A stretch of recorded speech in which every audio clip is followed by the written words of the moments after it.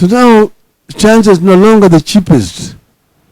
A vacuum is building down there, which Kenya can actually fill with proper policies. But you cannot do it if you've got mediocrity and the kind of rogues and thieves running our affairs. These thieves will take us nowhere. The cost of living, which Jim is talking about here, will not go down when these thieves are in charge. This cost of living will not go down. You see, today people are suffering all over. If those who are saying that demonstrations by Azimio inaharibu biashara yetu, leo wanakuja wanasema baba yuko wapi? Na baba ako kimya. He's not talking. Because they say that our demonstrations are destroying our businesses. No, their businesses are being destroyed not by demonstrations, but through taxation. Taxation. Sasa Mungu anakula watoto yake. Si Mungu anakula watoto yake. Sasa wanasema ati mkuki kwa nguruwe, kwa binadamu ni chungu. So sisi we were here. Manake walisema wao ni wanajua vile watafanya. Ati hii deni ilichukuliwa mingi, all this time, all rubbish. Now they were saying that the cost of fuel. I showed Babu yesterday a gazette in the Tanzanian newspaper showing how they're reducing the cost of fuel, of petrol, of diesel, of paraffin. And they're saying that because of the war in the Middle East, Israel and Palestine, the cost of fuel has gone down. Here, Mr. Shirishiri is telling you, because of that war, the cost of fuel has gone up. Yet the source where Tanzania is buying is the same source where Kenya is also buying. Who is fooling who? So you see, the reason why the cost of fuel is up is very different. They killed what is called OTS, where there used to be an open tender system where all the oil companies will come and bid to supply the fuel. And when the tender has been opened, the cheapest is awarded and goes and brings it. They came up with what they're calling G2G, that themselves are now buying directly from Abu Dhabi and from Saudi Arabia. But they themselves are the ones who are making the commissions. That's why the cost of fuel is going up. That money is actually ending up in the pockets of the same people here. Umbwa inakula watoto yake. With regard to this animal called the cost of living, we told these people several times, you are in the hole. Don't continue to dig. That is actually been the remedy all the time. Don't dig when you're in the hole. But they don't understand. You saw how our members of parliament fought very hard in parliament against this new tax bill, which eventually became now the tax law and act. Because we're saying that increasing taxes is not the solution to the problem you're having. If you increase the taxes, there's always a tendency to evade. People will evade taxes. People, for example, are not paying. You've increased the tax on fuel, many people are not driving. So you don't have that jam on the street the way you used to have it. People are pulling to come to work. As a matter of fact, the consumption of fuel last month went down by nearly 15%. So the revenue that you want to get by increasing the taxes is not there. Okay? But then we told them, we are here, we've been here before. When we came into government for the first time in 2002, we found a collapsing economy. Economy was very, very poor. The Paris Club, the members of the donor community, had stopped giving Moi the money that they used to give him. So therefore, the collection was very low. We were only collecting 200 billion shillings.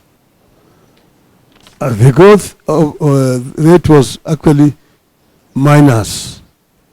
So it was negative.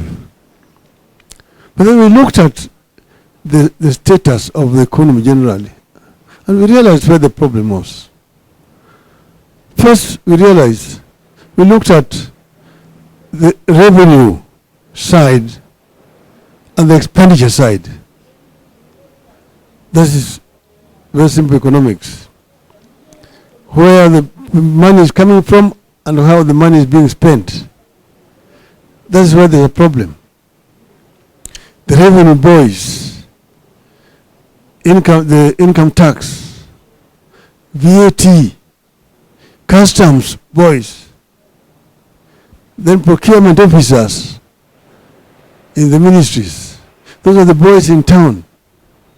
They're the ones who are buying apartment blocks in town. They're the ones who are driving the latest models of cars, Mercedes, Toyota, and so on.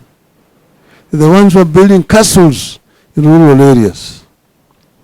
They're the ones who are building high-rise buildings in village markets. So if you do a lifestyle audit, you catch them very easily. And we did lifestyle audit, and we caught so many of them. Some of them we sacked, some of them we took to jail, and hired new people. We came into government in January. Between January and February and June that year, the revenue went up by 100 billion shillings. So we were collecting now 300 billion instead of 200 billion which had been collected the previous year. The following year it went to 500 billion. 750, it reached 1 trillion shillings.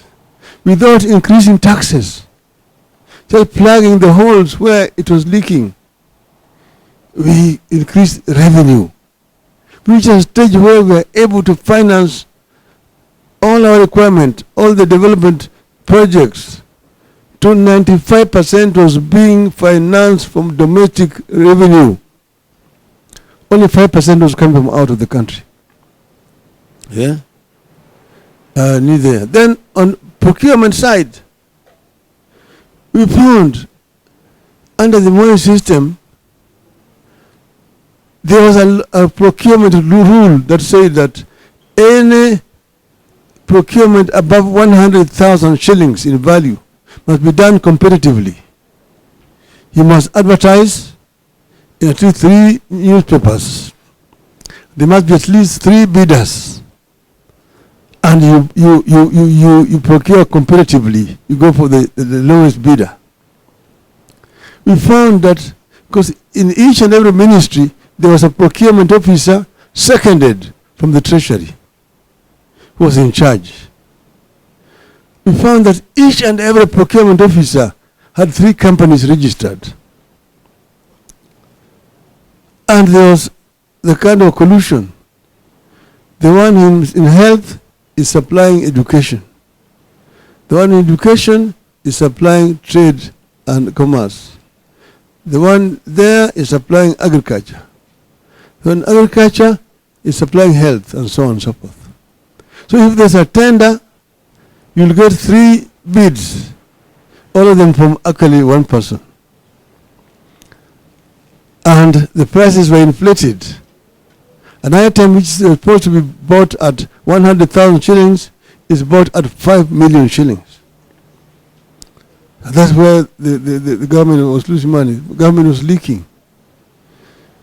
So once we subjected all these procurement officers to lifestyle audit and sacked some of them, because the government was now procuring competitively. The prices became less, so the government was able to get more.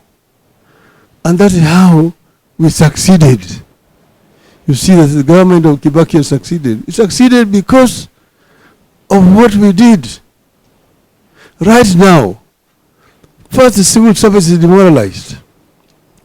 They are bringing people from outside the civil service, being made permanent secretaries. Somebody who has never even been to Kabete to be trained in administration, does not know how civil service is working, is being recruited and made in there. It's just so and so, so long as it's from my tribe. From my tribe. These things are not going to get better because these people are actually messing up. They don't know how to run a competitive economy. They will not, things will not change. And you cannot be one person, Mr. President.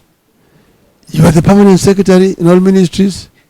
You are the minister in all ministries. You know everything. Even if El Nino is coming, you don't know the El Nino is not coming. The work which should be done by the director of meteorology is being done by you as a president. Everything, you might be talking about on everything. Even if it's somebody's wife, the Nini, did not dress properly, is the one who know. So this is where we have a problem. And so these people, they don't know that they don't know. And we are not ready to advise them. Because they know everything. Okay? Because they know everything. So you people have a responsibility to sensitize the people.